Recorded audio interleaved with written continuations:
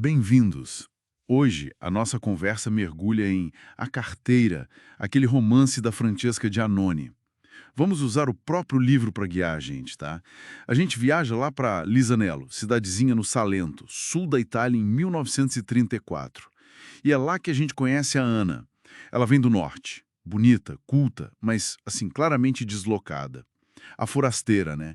Chega com o marido, o Carlo, que está feliz da vida de voltar para a terra dele. Exato. E essa chegada já prepara o terreno para um dos grandes temas do livro, né? O choque cultural, as expectativas sociais da época, que eram bem rígidas, e principalmente a força dessa mulher, a Ana, que, bom, não se encaixa muito bem ali. A história toda acompanha essa jornada dela nessa terra estranha e o impacto, talvez até sem querer, que ela acaba causando. E que impacto, hein? Porque a Ana, ela não abaixa a cabeça para aquelas leis não escritas que meio que prendiam as mulheres do Sul. Aí, em 1935, ela faz uma coisa assim, impensável para a época. Presta um concurso público e vira a primeira carteira da cidade. Imagina a cena. Risinho irônico, gente olhando torto. Vamos tentar entender melhor isso. Essa figura dela como carteira é muito forte. Primeiro a pé, depois de bicicleta. Ela vira tipo um fio invisível que conecta todo mundo ali, levando carta do fronte, postal de quem foi embora, recado de amor escondido. E é fundamental notar a personalidade dela nesse meio, né?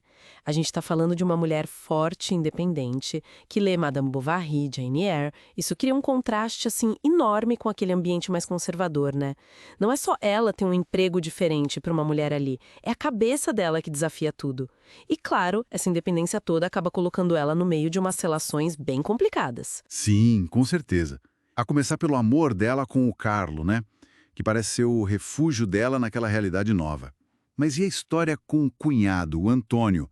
Aquela paixão que ele tem por ela, em silêncio, desde que bateu o olho nela. Isso aí bota uma tensão, né? Exatamente.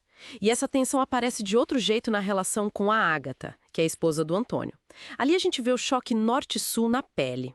A Ágata representa a tradição do lugar, tenta uma tentativa de aproximação no início, talvez uma curiosidade, mas o jeito da Ana de não querer se conformar, sabe? Isso cria um atrito danado.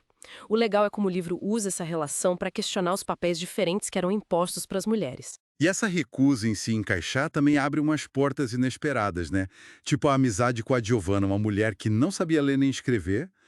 A Ana ajuda ela a trocar cartas escondidas com um amor, talvez um amor proibido, falam num padre, né? Usando mensagenzinhas debaixo do selo.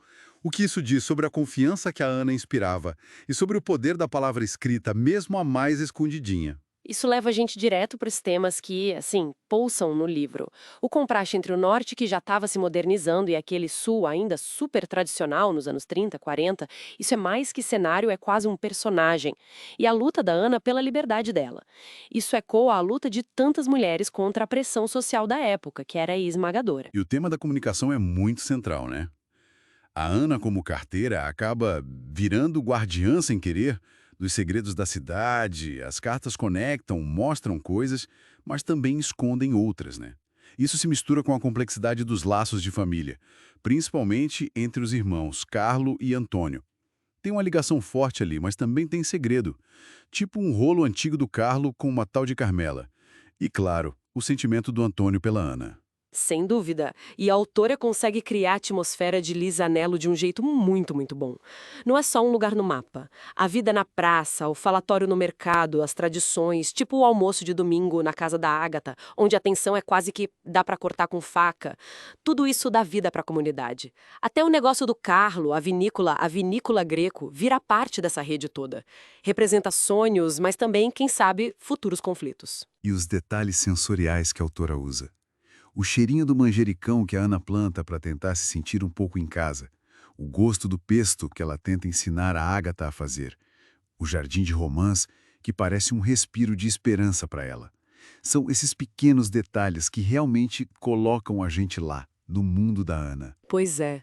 A carteira entrega uma trama assim cheia de emoção, de segredos de família e a jornada dessa mulher inesquecível que tem a coragem de ser diferente, num lugar que ao mesmo tempo que estranha ela, fica meio fascinado, né?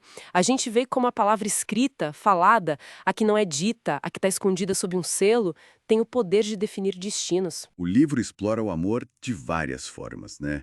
O do casal, o entre irmãos, o proibido, o platônico. Ele mergulha a fundo nas relações complicadas de uma comunidade pequena, onde todo mundo se conhece, mas os segredos, esses não faltam. Acompanhar a Ana é acompanhar uma teia de vidas conectadas, cada uma com suas lutas quietinhas. E é muito interessante como a história pessoal dela acaba refletindo as mudanças e as tensões da própria Itália naquele tempo.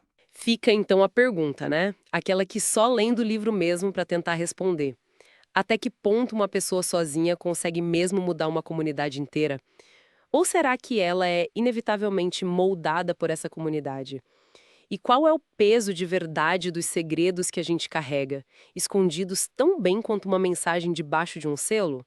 A experiência de ir descobrindo isso, sem saber o final, é o grande convite do livro.